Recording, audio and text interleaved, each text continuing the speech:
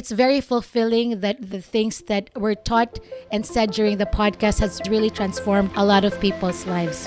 You're listening to the Architect My Life podcast, a show dedicated to empowering women architects and designers to achieve business growth, financial freedom, and health and wellness. I'm Aya Schlachter, your host and CEO of MGS Global Group. Our company provides Revit, ArchiCAD, and CAD drafting services to busy architects and design firm owners. MGS Global started as a part-time gig when I was a new mom, but it has now grown into a thriving business that provides drafting support to creatives, helping everyone maintain a healthy work-life balance. This podcast is proudly presented by MGS Global Group.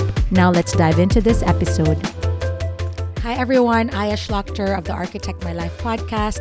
This is our last and final episode. I'm going to be very honest with you. I'm feeling a little nostalgic about the last episode, but it's part of growth. Transition is part of growth. So I believe that, Architect My Life podcast served its purpose. I'm very excited to announce a relaunch of the podcast very soon. I want to thank all of our listeners all over the world, from the Philippines, where I'm from, New York, Australia. I don't even know how many people have reached out to me, thanked me, that some of the stories that our guests shared in the episode really inspired a lot of women to start their own firm, to change different things, to make things better, how to become a better mom and a business person.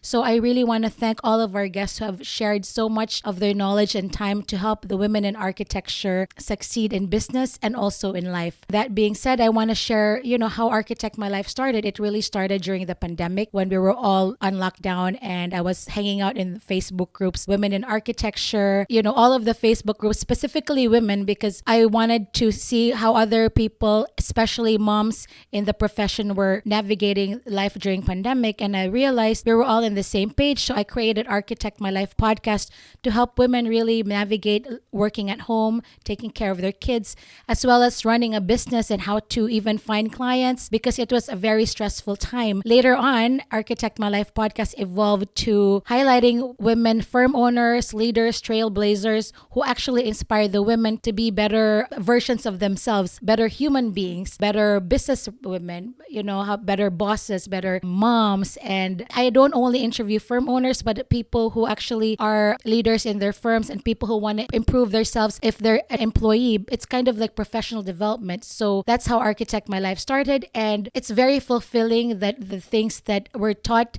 and said during the podcast has really transformed a lot of people's lives. As a host, my goal for this podcast was really to provide value to a lot of the women in architecture who want to just scale, grow their business, start their business. But in the end, I also learned a lot from my amazing guests. For instance, Joanne Louis, who is a digital marketing expert in the AAC industry. And she's also a good friend. She's really taught me a lot and guided me through my digital marketing strategies.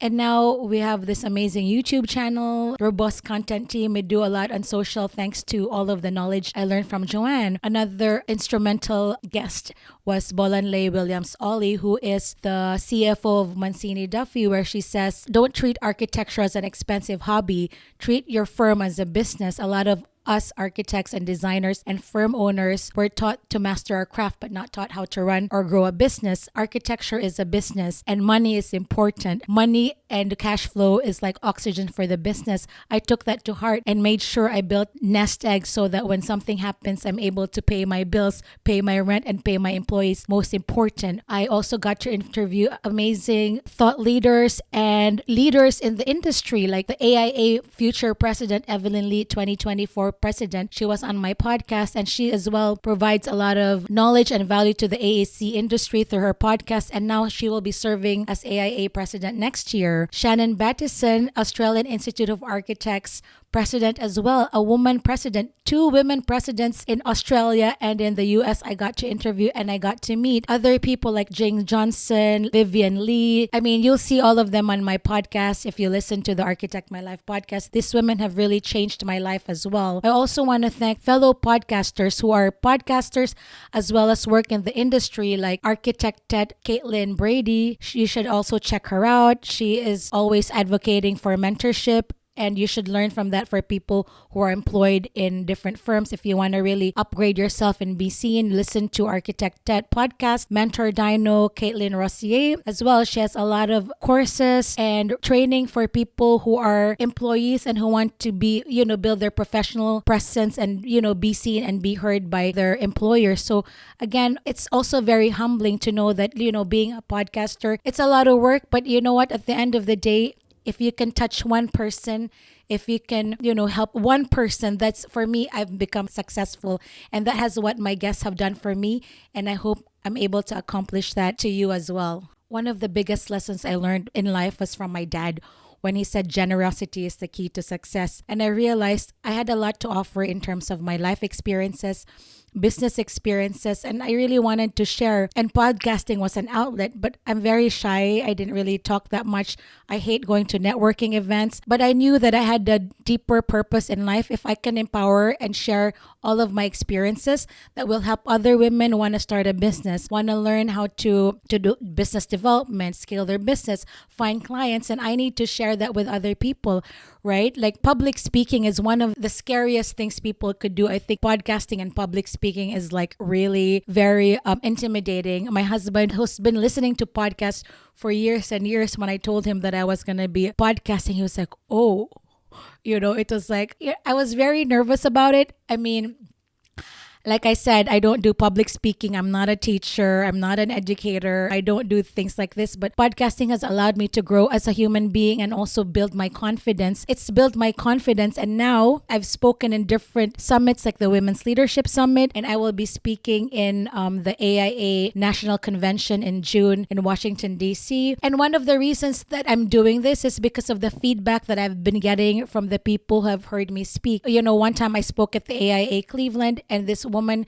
came up to me in tears and she said, I really resonated with your story. I'm Chinese and I feel the same way. I feel bad about my accent and the way I talk, being a woman in architecture and being foreign. So thank you so much for sharing your story. And she was moved to tears and I gave her a hug. So again, if you have something to say, share it.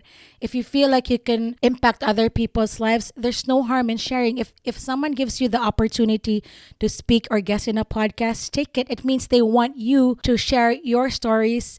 Stories can change lives, and I believe in that. And this time when I talked to that lady, I gave her a hug and she was crying, and it validated the my whole point for podcasting as a resource, as inspiration, and also I was inspired by her. So it's also very emotional for me to meet people who I've touched, and that's because I podcasted. That's because I shared my story. That's because I was generous with my time and also my stories. I never want to keep things to myself if I know I can help other people. Thanks again for listening to the Architect My Life podcast. It's been a great run. I'm getting emotional right now, but don't worry, we'll be back. And I want to thank all my listeners for really consistently listening to the podcast and reaching out to me, and also to all my guests who spent a lot of time to share their stories so that we all can learn from their experiences. I guess that's it. Bye, guys. Thanks for listening to this episode of Architect My Life, a podcast brought to you by MGS Global Group.